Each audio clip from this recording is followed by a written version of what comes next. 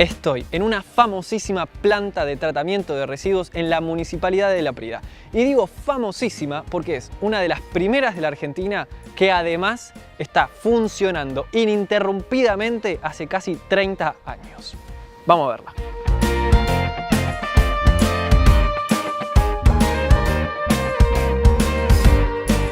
Bueno, antes de mostrarles en detalle el proceso paso por paso, vamos a hablar con Juan, el secretario de Infraestructura, Vivienda y Servicios Públicos. Bueno, el proceso no solamente en la planta, sino de lo que nosotros denominamos la GIRSU, la Gestión Integral de Residuos Sólidos Urbanos, es básicamente, consta de 4 pasos. La generación, que es, por supuesto, la generación que todos a través de nuestras actividades hacemos de residuos, la recolección y el transporte, el tratamiento en la propia planta de residuos y la disposición final. Tratamos la totalidad de los residuos que se generan en todo el partido.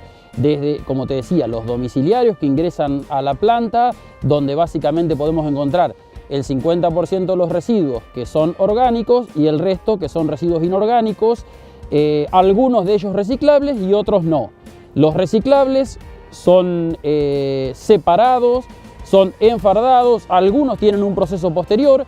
Los no reciclables, que es lo que denominamos rechazo, van a la disposición final. Y también tenemos un esquema de tratamiento de los residuos no habituales, rama, escombro y algunos otros elementos que pueden aparecer dentro de esos residuos que vienen a este lugar que es la playa de áridos, donde tanto los residuos vegetales son separados, como el escombro que es reutilizado, como la tierra.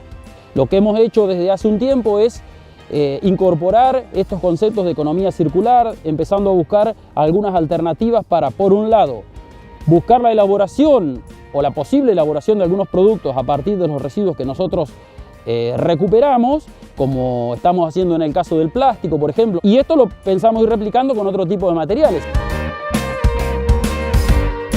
Primero que nada, las bolsas blancas y las verdes son transportadas por una cinta hacia arriba en una máquina que desgarra la bolsa y deja caer los materiales orgánicos y algunos restos de otras cosas, por ejemplo nylons y ese tipo de plásticos. El material orgánico es separado inmediatamente iniciado el proceso, que ya después de ser separado va hacia un lugar de compostaje. El resto de los residuos continúa por esta cinta.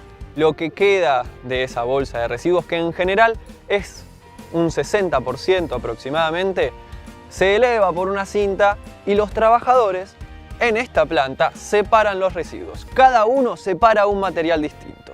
Por eso es que tienen unos tubos al costado de ellos en el que van seleccionando, por ejemplo, uno papel, otro plástico y otro latas, y otro separa y deja que siga corriendo todo lo que es el material de descarte, todo lo que va hacia una disposición final.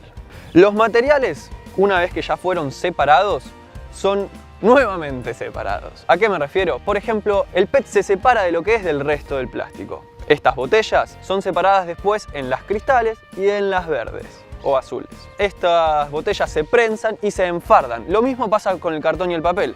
El cartón y el papel se encuadra, se prensa y se enfarda y se acomoda luego adentro del galpón. Otros tipos de plásticos también son separados, y todos los que son plásticos que se pueden reciclar van a pasar por un proceso distinto. El resto, los plásticos de bazar, son más complicados de tratar, por eso es que están almacenados esperando un nuevo destino.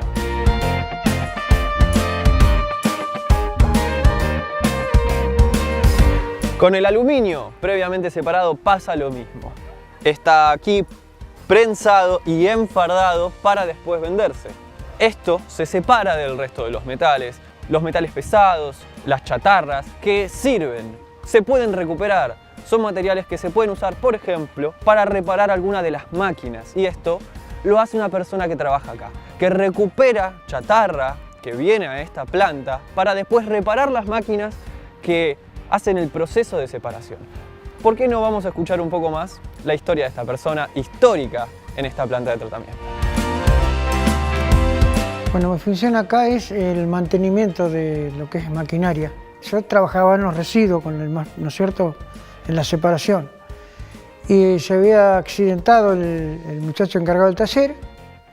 Entonces viene una persona de un taller de la localidad, ¿no? Cuando viene me dice, ¿por qué no lo vieron él? Si él sabe de metalurgia, trabajó con nosotros. Y bueno, y ya los 2 o 3 días ya me vieron a mí directamente para quedarme en el taller. Y de ahí estoy hace, bueno, unos cuantos años, ¿no? 24, 25 años que estoy en el taller. No había ningún tipo de herramienta, era todo manual. Había una especie de mesa de hormigón donde se tiraba la basura arriba y nosotros hacíamos la basura ahí.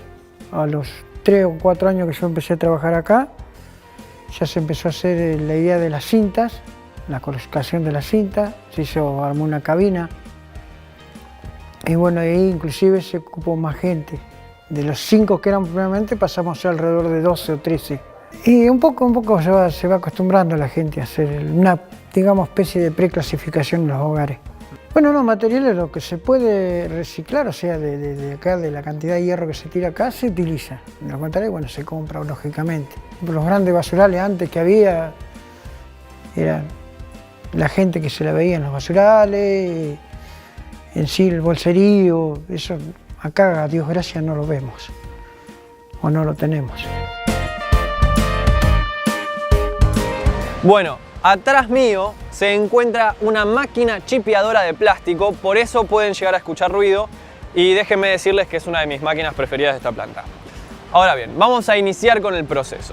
Todo ese plástico que es envases o el plástico que no es PET básicamente es dispuesto en esta máquina que tritura. Todo ese plástico, todos esos envases son triturados y después pasan a un canal en el cual se limpia ese plástico. Una vez que atravesó todo el canal, llega hacia una bandeja, la cual vibra, se mueve y deja caer el agua.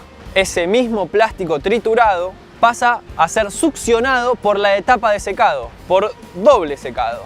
Primero un motor, después otro motor y después un tercer motor que lo que hace es acomodarlo y terminar de extraerle toda la suciedad, todo el polvo que pueda llegar a tener. Una vez que está ahí, cae por una vertiente y llega hacia el lugar donde finalmente expulsa todo ese plástico triturado en una bolsa. ¿Por qué se hace esto? Porque los envases compactados enteros se venden a un menor precio que este plástico triturado. Eso por una parte. Por otra parte, todo ese plástico triturado puede ser usado para fabricar nuevos materiales, nuevas cosas. Por ejemplo, hay una escuela técnica acá en La Prida que hizo una compostera de madera plástica. Y es para eso que este triturado de plástico sirve.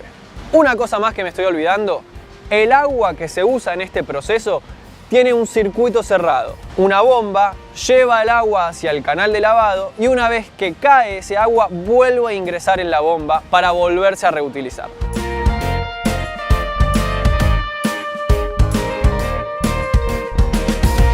Hay muchos materiales no convencionales como heladeras, como hornos, materiales grandes, pesados o mismo los neumáticos que son dejados en la entrada de la planta en unas celdas particulares para que después las traigan hacia estos lugares y las reconviertan. Por ejemplo, los neumáticos reconvertidos en macetas. Como les decía anteriormente, casi el 40% de los residuos son separados apenas inicia el proceso. Esos residuos son los orgánicos y todo lo que es compostable termina acá atrás mío. Esto que ven atrás es una montaña de compost combinada con los residuos compostables que vienen en las bolsas y los restos de poda que se recogen aparte o que la gente deposita en la entrada de la planta de tratamiento. Esta montaña es paliada, la revuelven cada tanto como para acelerar un poquito el proceso de descomposición y una vez que está maduro el compost pasa a granularse, a separarse, a tamizarse. Primero es un tamizado grueso en el cual termina de separarse con algunos restos de residuos que quedaron y después un tamizado fino para poder embolsarse y después distribuirse.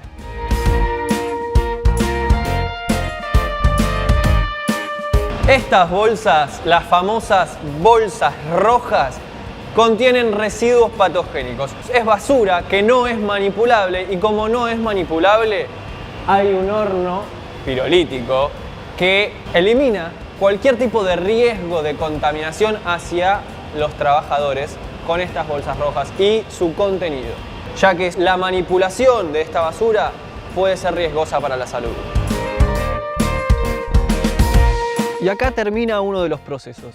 De todos esos materiales descartables, esos materiales de desecho que no se pudieron recuperar, que no se pueden reconvertir o que no se pueden reciclar, tienen esta disposición final en esta celda. Se le coloca una membrana para que los lixiviados de la basura no traspasen al suelo y no se contamine el suelo y no se contaminen las napas de agua.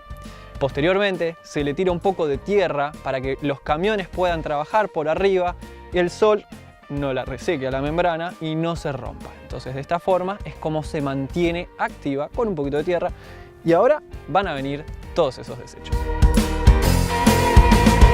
Como pudimos observar, la gestión de residuos acá en La Prida es completamente integral.